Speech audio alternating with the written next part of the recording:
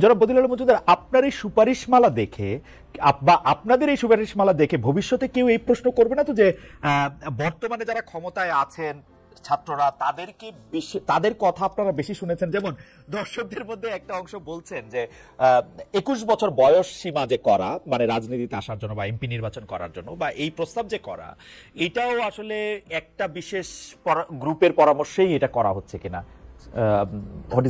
আমি এই প্রস্তাবটা কিন্তু আমাদের সুপারিশমালায় নেই। আপনি লক্ষ্য করবেন, এটা হলো সংবিধান সংশোধন কমিশন, আপনি তাদেরকে জিজ্ঞেস করতে হবে। আর আমি একটা কথা সুস্পষ্ট করতে চাই, আমরা যে সুপারিশমালাগুলো প্রস্তুত করেছি এতে কারো কোনো প্রভাব ছিল না। আমরা সম্পূর্ণ স্বাধীনভাবে আমাদের বিবেক বুদ্ধি বিবেচনা খরচ করে এবং ব্যাপক জনগোষ্ঠীর সাথে আলাপ আলোচনা করে তাদের মতামতের ভিত্তিতে আমরা এগুলো প্রমাণ করেছি। সরকারের কিংবা কারোই কোন রকম প্রভাব ছিল না, আমি এটা সুস্পষ্টভাবে বলতে চাই। এবং আমি আরো বলতে চাই, আমি একজন বয়োজ্যেষ্ঠ মানুষ, আমি জীবনে বহু কিছু করেছি। আপনি যে দেশে আছেন সেই দেশে আমি শিক্ষকতা করেছি, আমি নেশাতে কাজ করেছি, আমি আরো বহু কিছু করেছি। কিন্তু এই কাজটা ছিল এই কমিশনের প্রধান হওয়া, এটা ছিল আমার জীবনের সবচেয়ে বড় অ্যাসাইনমেন্ট।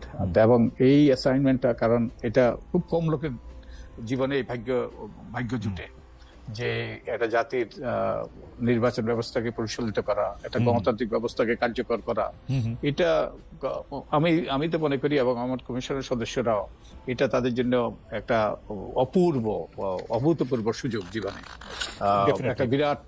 তো আমরা সেইভাবেই এগুলো প্রণয়ন করার চেষ্টা করেছি এবং আমাদের ভবিষ্যৎ বংশধরদের কথা চিন্তা করে, যারা আমাদের যারা আত্মত্যাগ করেছে, যারা চরম আত্মহত্যা করেছে, তাদের রক্ত যেন বৃথা না যায়, সেই জন্যই আমরা করেছি। কারো স্বার্থ নয়, কারো জন্য বিশেষ বিবেচনা নয়। আমি আপনাকে মানে চিনি বা ফলো করি, সেটা প্রায় 30 বছর ধরে। আমি দেখেছি যে আপনারা কত ভাবে রাজনৈতিক দলগুলোকে, আজকের বিএনপি, গতকালের আওয়ামী লীগ, তাদেরকে কত ভাবে কত কিছু আপনারা সাজেশন দিতে চেয়েছেন, সুপারিশ করেছেন, এবং কোনো একটা কথা শোনানো কত কঠিন, এটা আমি আপনার সাথে একদম একমত। আমি আরেকটা সুপারিশের প্রসঙ্গে আসি জনাব বদিউল মজুমদার, যে দলের সদস্যদের চাঁদা ন্যূনতম 100 টাকা এবং কোন ব্যক্তির কাছ থেকে অনুদান হিসাবে সর্বোচ্চ 50 লাখ টাকা নেওয়ার বিধান করা। এই যে সর্বোচ্চ 50 লাখ টাকা নেওয়ার বিধান করা বা সর্বনিম্ন 100 টাকা চাঁদার এটা বেঁধে দেওয়া, এইটা বিবেচনা করতে গিয়ে আপনাদের আসলে কি বিষয় আপনারা? আমাদের বিবেচনা হলো দলটা যাতে কারো যেন কুক্ষিগত না হয় এবং দলটাতে যেন আর্থিক স্বচ্ছতা নিশ্চিত হয়। এখন তো আমাদের রাজনীতিতে সবচেয়ে বড় সমস্যা হলো মনোনয়ন বাণিজ্য। কত টাকা, এটা অদৃশ্য ব্যয়, আমরা কেউ জানি না কত টাকা ব্যয় হয়, কত টাকার লেনদেন হয়। এবং এই জন্যই কিন্তু আমাদের সংসদ এবং ব্যবসায়ীদের করায়ত্ত। এই জন্যই আমাদের সংসদ সদস্যদের বিরুদ্ধে এত অভিযোগ। তো আমরা যে রাজনৈতিক দলগুলো গণতান্ত্রিক হইতে হবে, একই সাথে আর্থিকভাবে স্বচ্ছ হইতে হবে। এবং এটা 50 লাখ টাকা হইতে পারে, এটা 30 লাখ টাকা হইতে পারে, কিংবা আরো বেশি হইতে পারে। কিন্তু দলটা যেন কারো কুকিগত না হয় এবং একই সাথে যেই অর্থই লেনদেন হয় এটা যেন ব্যাংকিং চ্যানেলে হয় এবং এটা যেন স্বচ্ছতার ভিত্তিতে ব্যয় হয় এবং এইগুলো যেন তারা অডিটেড হিসাব নির্বাচন কমিশনে জমা দেয় এবং নির্বাচন কমিশনের নিরীক্ষণের সুযোগ হয়। তো আমি বারবার করে বলছি, একটা দল যদি গণতান্ত্রিক না হয়, দল যদি স্বচ্ছ না হয়, দল যদি দায়বদ্ধ না হয় এবং দল যদি সিন্ডিকেটের মতো আচরণ করে, যেটা অতীতে করেছে, তাহলে কিন্তু আমাদের যে অতীতের যে ইতিহাসের পুনরাবৃত্তি ঘটবে, আমরা কেউ চাই না। এইটা কি আপনি চান যে শুধু মানে নিরীক্ষা বিভাগে এটা নিরীক্ষা করতে পারুক, নাকি পাবলিক ডকুমেন্ট হিসেবে এটা থেকে যাক, যে আমি ওই ওয়েবসাইটে দেখতে পাবো যে কে 50 লাখ টাকা চাঁদা বিএনপি বা জামাতকে বা আওয়ামী লীগকে দিল? আপনার এবং আপনার দর্শকদের জন্য আমি একটা তথ্য দিতে চাই। এই নির্বাচন কমিশনের রাজনৈতিক দলের হিসাব নিকাশ, অডিটেড হিসাব নিকাশ জমা দিতে হয় নির্বাচন কমিশনে। বহু বছর আগে আমি এই সকল হিসাব নিকাশের তথ্য চেয়েছিলাম, নির্বাচন কমিশন আমাকে দিতে ব্যর্থ হয়েছে, তারা দেয় নাই, এগুলো বলেছে গোপন। আমি তথ্য কমিশনে গিয়েছি, তথ্য কমিশনও দেয় নাই, এগুলো গোপন তথ্য। শেষ পর্যন্ত আমি আদালতে গিয়েছিলাম, এবং আদালতে রায় হয়েছে যে যে কোনো তথ্য যে কর্তৃপক্ষ, ওই যে তথ্য অধিকার আইনি কর্তৃপক্ষ মানে এই যে নির্বাচন কমিশনের মতো সরকারি অফিসগুলো এবং সরকারি কর্তৃপক্ষ, সরকারি প্রতিষ্ঠানগুলো, তাদের কাছে যেই তথ্য আছে সেগুলো public information subject to disclosure. তো এগুলো তারা দিতে বাধ্য এবং যে কোনো ব্যক্তি এই তথ্য পেতে পারে। সো এগুলো অবশ্যই যে পাবলিক হইতে হবে।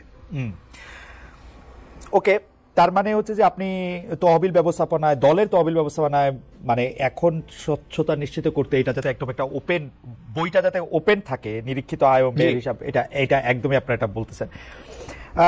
ইন্টারেস্টিং, আপনারা সুপারিশ করতেছেন যে দলের সংসদ নির্বাচনে দলীয় মনোনয়নের জন্য দলের 3 বছরের সদস্য পদ থাকা বাধ্যতামূলক করা। এখন যদি বৈষম্য বিরোধী ছাত্র আন্দোলন আগামীকাল অথবা আমি আগামীকাল কোনো রাজনৈতিক দল প্রতিষ্ঠা করি, তাহলে আমাদের ক্ষেত্রে কি হবে?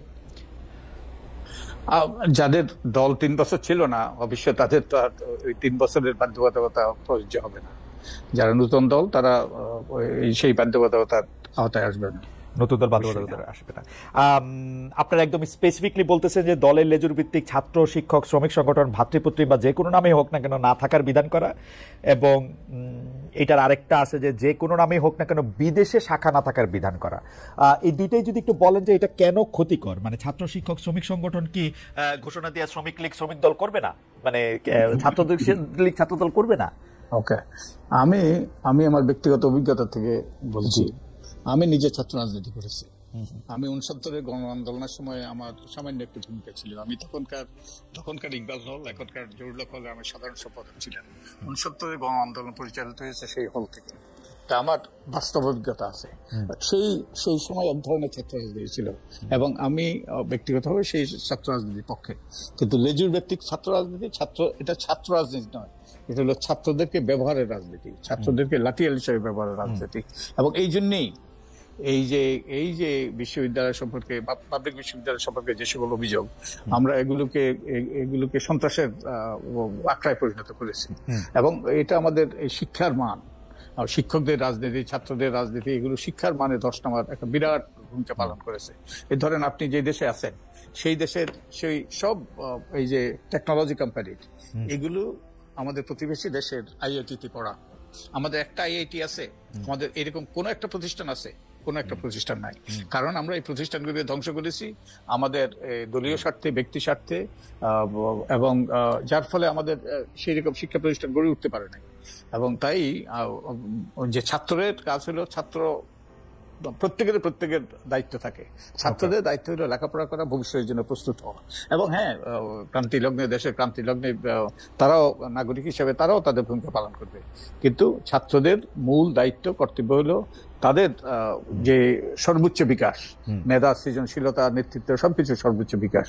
রাজনীতির দায়িত্ব হলো রাজনীতিবিদ, তারা ছাত্রদের মধ্যে যদি কেউ রাজনীতি করতে চায় তারা রাজনৈতিক দলের অংশ হোক, কিন্তু লেজুর ভিত্তিক বিশ্ববিদ্যালয়গুলোকে সন্ত্রাসের আখ্যা পরিণত করা। এবং যেই সকল রাজনীতি হচ্ছে ছাত্র রাজনীতির নামে, সেগুলি কিন্তু দণ্ডবিধিতে দণ্ডযোগ্য অপরাধ। এবং এই আইন যদি প্রয়োগ করা হয়তো বহু লোক জেলে থাকতো। আর